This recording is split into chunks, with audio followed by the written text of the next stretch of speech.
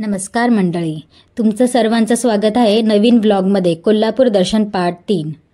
तर पार्ट 2 मध्ये आपण कोल्हापूर कर्नाटका बॉर्डर जवळचे किल्ले पाहिले आणि या व्लॉगमध्ये आपण बघणार आहोत कोल्हापूरमधील आणखी काही ठिकाणे। आम्ही महालक्ष्मी मंदिराजवळ स्टे केला होता कारण सकाळ सकाळ देवीचे दर्शन घ्यायचे होते। तिसऱ्या दिवशी आम्ही सकाळ सकाळी महालक्ष्मी देवीचे दर्शन घेऊन आलो राजा छत्रपती शाहू महाराजांचा जुना राजवाडा बघायला। हा राजवाडा मंदिराजवळच आहे। या वाड्यामध्ये शाहू महाराजांनी शिकार केलेले प्राणी बघायला मिळतात।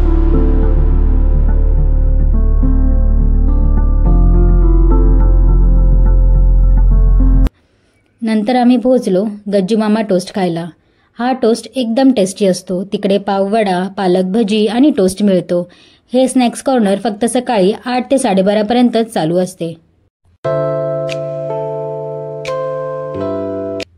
नंतर आम्ही पोहोचलो ज्योतिबा मंदिरामध्ये।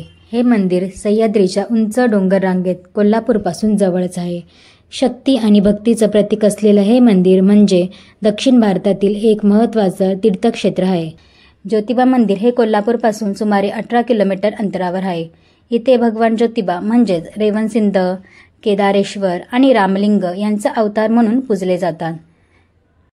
चैत्र महिन्यातील पौर्णिमेला इथे भव्य यात्रा भरते। लाखो भक्त गुलाल उधळून आपली भक्ती व्यक्त करतात। त्यानंतर आम्ही पोहोचलो पन्हाळा किल्ल्यावर आणि पन्हाळा म्हटले की पिठलं भाकरी आलीच। इथली पिठलं भाकरी म्हणजे एकदम विषय झाड। इथले वातावरण नेहमी थंड असते। सह्याद्रीच्या कुशीत वसलेला इतिहासांच्या पानांमध्ये आपले मानाचे स्थान मिळवलेला हा आहे पन्हाळा किल्ला।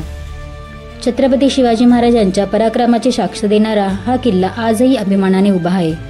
12व्या शतकात राजा भोजाने बांधलेला हा किल्ला पुढे यादव, बहमनी, आदिलशाही आणि अखेरीस मराठ्यांच्या ताब्यात आला। 1673 मध्ये छत्रपती शिवाजी महाराजांनी हा किल्ला जिंकला आणि त्याला मराठा स्वराज्यात सामील केलं। पन्हाळा किल्ल्याचं नाव घेतलं की आठवतो तो पराक्रमी योद्धा बाजीप्रभू देशपांडे। महाराजांच्या सुटकेसाठी त्यांनी पावनखिंडीत प्राणाची आहुती दिली। ही कथा आजही आपल्या अंगावर शहारे आणते। इतिहासाच्या पाऊलखुणा शोधायच्या असतील तर एकदा तरी पन्हाळा किल्ल्यावर जरूर जा। आपल्या संस्कृतीचा अभिमान वाटावा असा हा दुर्ग।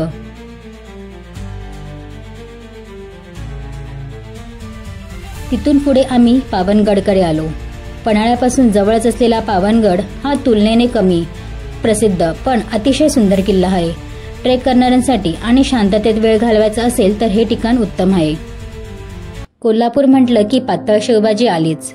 लाल तिखटात मुरलेली भाजी, वरून कुरकुरीत शेव आणि सोबत गरम पाव। एकदा चव घेतली की तोंडाला पाणी सुटल्याशिवाय राहत नाही।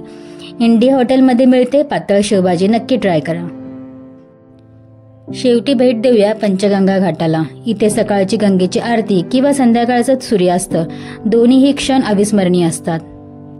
हा व्हिडिओ आवडला असेल तर लाईक, शेअर आणि सबस्क्राईब करायला विसरू नका आणि लवकरच भेटूया पुढच्या व्लॉगमध्ये। जय शिवराय।